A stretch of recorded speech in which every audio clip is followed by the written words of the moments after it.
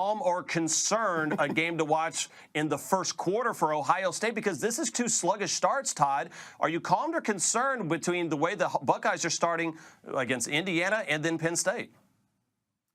You know, I covered that Iowa game last year that we referred to earlier, and there are just certain weeks that Ohio State doesn't seem to show up ready to go right away. Now, the Penn State one was a little different.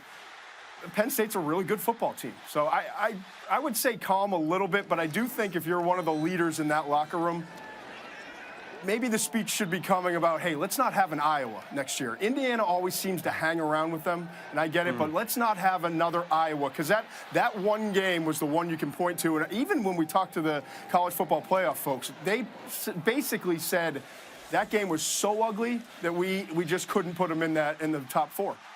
Yep. You know, amazing. You go back in there, Pollock, and had that game been only 24 points, had they woken up early, they're probably playing for a national championship last year, David.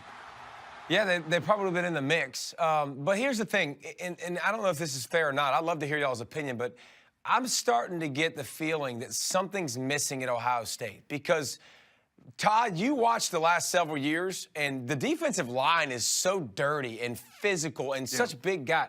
But they still give up so much, so many yards and so many missed assignments and so many big plays.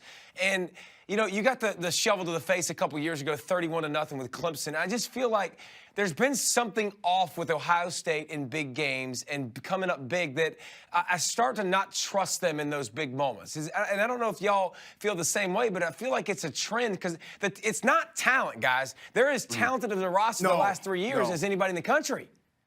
Right. You know, it's almost like they were better off when they were the underdog. The year that they won it with Urban, they were the underdog. No one expected them to beat Alabama. They were hungry. They were young. They weren't all going to the NFL draft.